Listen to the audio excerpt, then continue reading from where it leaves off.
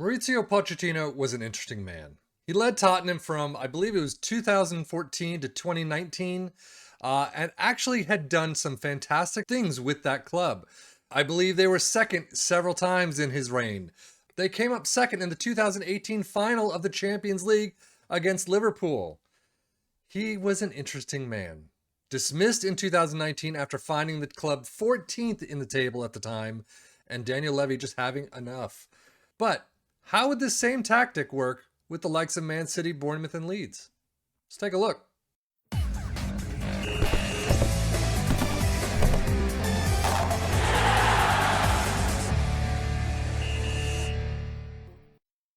Now, this is a tactic that apparently was created by a Chinese player who was recreated Pochettino's tactic for Tottenham by watching TV and a couple of other places online. So I can't guarantee that this is exactly what Pochettino was using or what. That's not the type of FM player that I am. However, so this is a tactic that I downloaded from the Steam Workshop called Pochettino Hotspur 3421 version 23.2.0. So go take a look. The link will be in the description below. But this is the tactic itself. So you have a sweeper keeper in support. You have wide center backs, both on the right and left in support. You have a libero center back in support. You have two wing backs, both on attack. You have two DMs, both support. And then you have you have two attacking midfielders. And then an advanced forward in attack. As we go into possession, fairly wide attacking with approach plays, pass into space and play out of defense. Shorter passing directness. Tempo is much higher. Low crosses, work the ball in the box, run at defense. In transition, we have just counter and roll it out. And then out of possession, you have a high press line of engagement, a higher defensive line, prevent short goalkeeper distribution, and trigger press much more often. Now, results. As you can see, Man City is the only team it really worked on. I can't tell you that it's only because they are a top team and Leeds and Bournemouth are not, so it's not going to work on bottom half teams. But Leeds dropping from 10th to 14th. Bournemouth do climb out of that relegation zone by 8 points. But still, lying in 17th will not bring them a whole lot of extra money so they can kind of build up from there.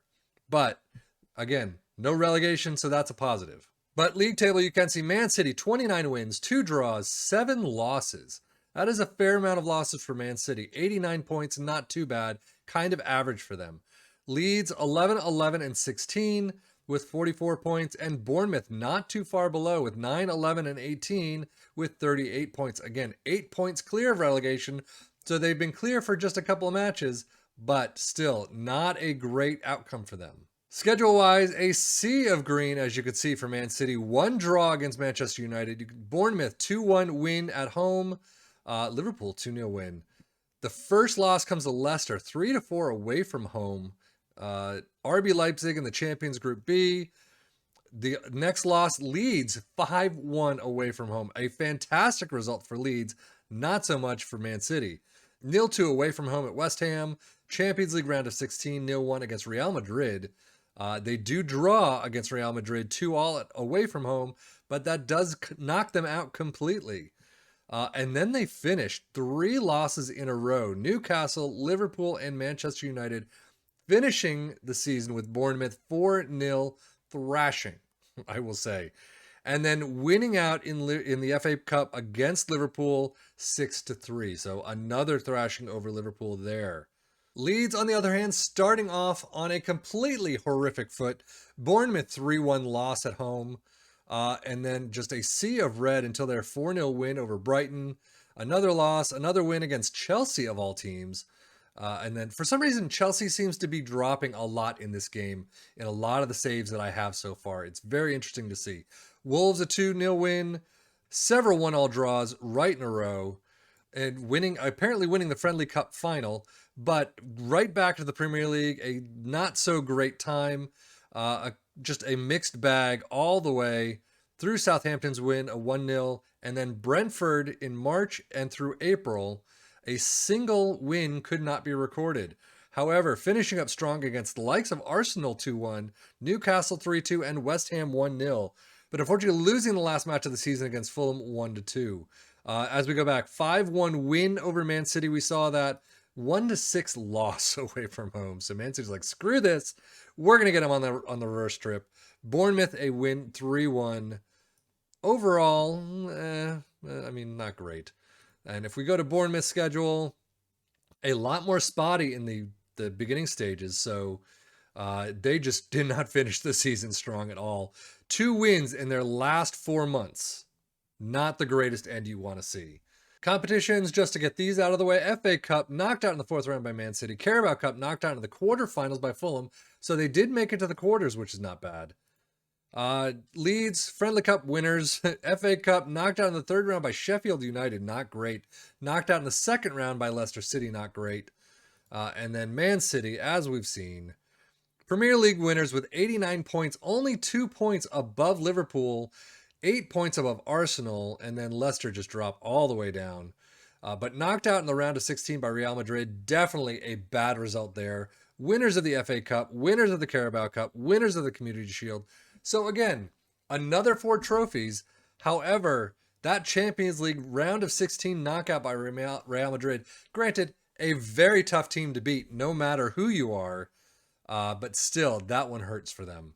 So, 4 trophies, great. That Champions League is still eluding Man City for the longest time. Quickly with the team overview, Man City with 106 goals, fewest shots against Man City. Man City with most possession in 55, 4th place. No one for dribbles. Man City, the only team with fewest conceded with 38 matches, 37 allowed. Most shutouts, Man City in 4th. Bournemouth and Leeds. So this is interesting where Bournemouth and Leeds are right at the top almost, 878 and 863 tackles won. But everywhere else, Man City's kind of mid-table except for fewest shots and most goals. Most points per game, Man City 2.34. Most shots, there you go. Man City 824 and 466. It is interesting to see that Man City is more average in this tactic than almost every other tactic that we've tried, minus 1 or 2. So I'm not sure that this is the greatest tactic to use with any of these 3 teams. You probably definitely want to get in there and tweak it to your own team and your own style as best as you can. There are definitely other tactics out there that probably work better. 54 goals, however, for Erling Haaland. Bamford with 23. Most assists, Sergio Gomez, Kevin De Bruyne, and Bernardo Silva. 14, 14, and 19. There you go. That's one of the highest we've seen.